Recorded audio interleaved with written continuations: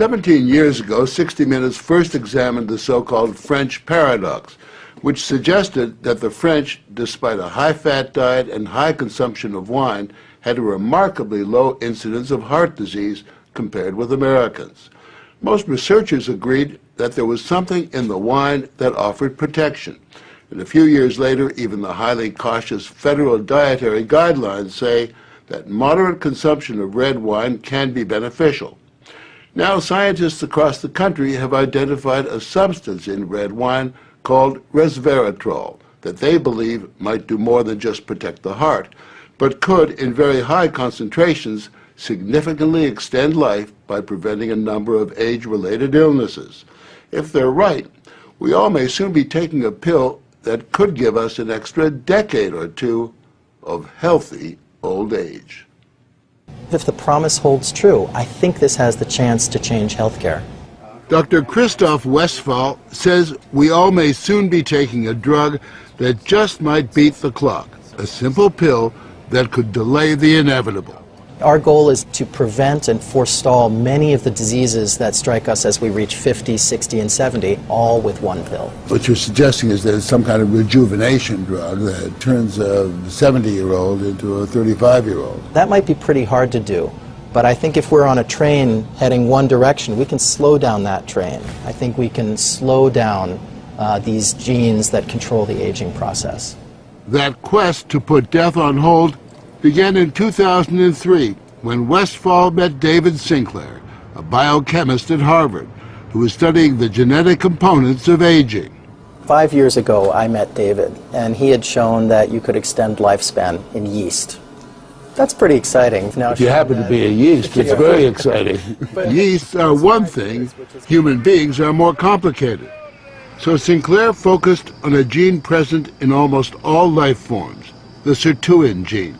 It's normally inactive, but when it is active, Sinclair believes it triggers a survival mechanism that extends life. Convinced that something in nature could activate that gene, Sinclair randomly tested thousands of compounds. And bingo, he got a hit: Resveratrol. When I Googled this Resveratrol, I was shocked to find that red wine was the top hit. Red wine is brimming with Resveratrol. It's found in high concentration in the skin of the grape and seems to play a role in protecting it from invading bacteria and fungi. Were you aware of the research into red wine that it offered certain health benefits? Oh, sure. I mean, that's why I almost fell off my chair when the link was made, and I thought that this was a potential explanation for the benefits of red wine. Convinced they were on the verge of a major scientific breakthrough, Sinclair and Westphal launched Citrus, a Cambridge, Massachusetts research company. They, along with a handful of other cutting-edge biotech companies, are developing resveratrol-based drugs that they believe zero in on the longevity gene. The important news here is not that we found something in red wine. The important thing is that we passed a milestone where we can now make drugs based on this knowledge and potentially slow down aging itself. Everyone from plastic surgeons to your friendly snake oil salesman have been promising a ticket to eternal youth for some time. So the prospect of a prescription pill based on red wine that could trigger a longevity gene sounds too good to be true. And yet, scientists have actually known for years of one surefire way of doing that: stay hungry. Eating a lot of food turns that off. Dieting, extreme dieting, turns it on. These rhesus monkeys are on a major diet. For nearly 2 decades now, they've been taking in a good 30% fewer calories than their well-fed brothers and sisters. It's feeding time, I guess. Feeding time. They're the centerpiece of a National Institutes of Health study at the University of Wisconsin on whether or not CR, calorie restriction, makes them healthier and extends their lives. To maintain their sterile environment, we had to suit up to visit them with Ricky Coleman, the project leader. These are 2 of our control animals here. They are nearing the end of a typical monkey lifespan, about 27 years, and major differences in their overall health are becoming clear. The difference is really obvious. Right. The skinny monkeys actually look younger, their coats are shinier, and fewer have arthritis. And those chunky monkeys, many have diabetes, and a significantly higher number have cancer and heart disease. Pound for pound, the lighter guys Do better. do much better. Right. Dr. Richard Weindruck, who heads up the study, believes that calorie restriction turns on these monkeys' genetic survival switch. A hungry life seems to lead to a longer life. There is an emerging survival advantage for the monkeys on caloric restriction, and 50% of the normally fed animals have died, and maybe 25% of those on caloric restriction. That's a pretty remarkable number. Surely those are strong indications that a restricted calorie intake among humans would be extremely beneficial. It appears to support that idea. But our record as humans in staying on diets is pretty miserable. And worsening. So it's a fat chance that we'll all be giving up our passion for greasy junk. We consume tons more calories than we need.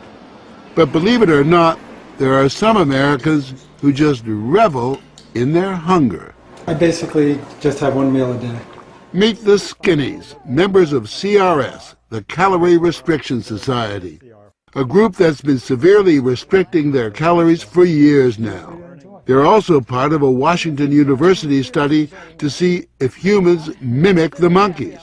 Does this kind of self-denial make them live longer, healthier lives? We joined them for what they call happy hour. So this is in the spirit of a Bloody Mary. Though you might regard it as an unhappy hour, a cocktail of low-calorie soup for starters, and walnuts and baby food, green bean puree on flour-free bread to top off this feast fit for a flea. If I'm hungry, I know, number one, that I have done what I meant to do. I've eaten less than my body thought it wanted. So far, the participants have lowered their blood pressure, reduced body fat, and lessened risk factors for heart disease, diabetes, and even cancer. And what's more, to one husband anyway, starvation has its sexy side. To be honest, if you saw her without any clothes, you'd see, she looked pretty darn good, like a woman like of many, many years younger. Their emissaries travel the world, spreading the faith and the word. Hunger turns on the survival gene. I would like to live to be 100. The Skinnies may not die young, but given their diet, they just might die of boredom.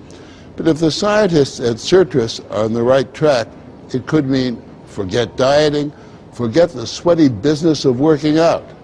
Just pop a pill and you are in guilt-free couch potato paradise. We have a pill that can mimic many of the effects of calorie restriction or exercise. So one can be very healthy and obese at the same time. Our goal is healthy individuals, ideally via lifestyle, and if that doesn't work, we believe that we'll have a pill that can mimic that. A pill that in effect diets for you. A pill that turns on the survival gene. And what we're trying to do with our drugs here is to put the body in a defensive state, to ring the alarm bells and get the body to defend itself, instead of dieting to set the alarm off, pop a pill. The pill is a highly concentrated form of Resveratrol, a virtual vineyard of healthy living. How much red wine would you have to drink to get the kind of Resveratrol that you're using? The sad news is that you'd need to drink about 1,000 bottles a day of red wine, which I don't recommend. The pill itself may not extend lifespan, but could prevent the diseases of aging, Alzheimer's, diabetes, heart disease, even cancer.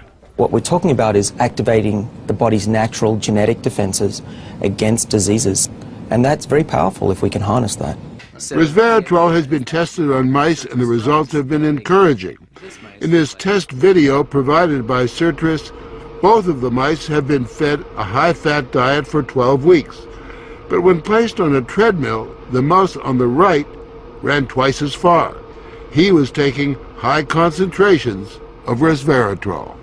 You have fat mice and you have fat mice with Resveratrol, and the ones that are on Resveratrol, they can run twice as far and they live longer, about 20% longer.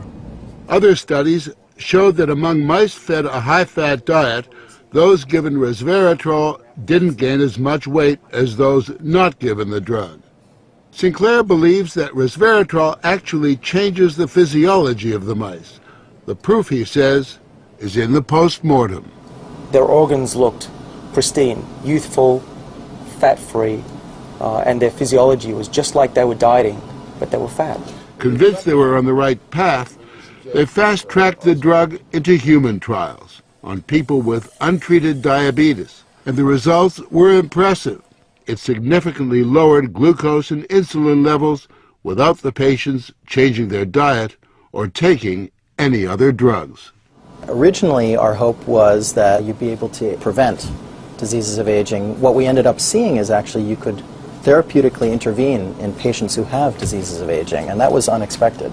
Yeah, the diabetic patients have high blood sugar, and the molecules bring it down. That's treatment, that's not prevention.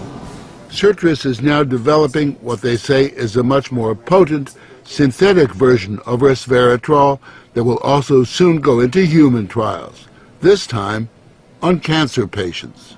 I keep on thinking, you know, what used to seem like it was science fiction, I actually believe the biology is right, and if we're right, this may be the most important thing that we're going to do in our lives. Possibly, but it is important to remember that 9 out of 10 drugs that look good in mice ultimately fail in human trials. Still, the speed and results generated by Citrus and the resveratrol drugs are unusual, and Sinclair believes these drugs will not only keep people living longer, but will keep them healthy longer. What we're talking about is potentially making a 90-year-old as healthy as a 60-year-old. A 90-year-old can play tennis and see their great-grandkids graduate from college. People will live active, healthy lives and then die quietly in their sleep, and that's really the aim here with these medicines. Are we on the edge of maintaining active lives into our hundreds, for example? Well, we've certainly passed a corner in terms of the science, and someone's going to achieve it, and if it's not us, it's going to be someone else. But the question that most of us want answered is, when do we get this pill? I would say 5 years, to be conservative, that this will happen within our lifetimes. I'm fairly certain about that. One measure of the potential of this research, Dr. Sinclair and Dr. Westfall's little startup company was recently bought by the pharmaceutical giant GlaxoSmithKline for almost $750 million.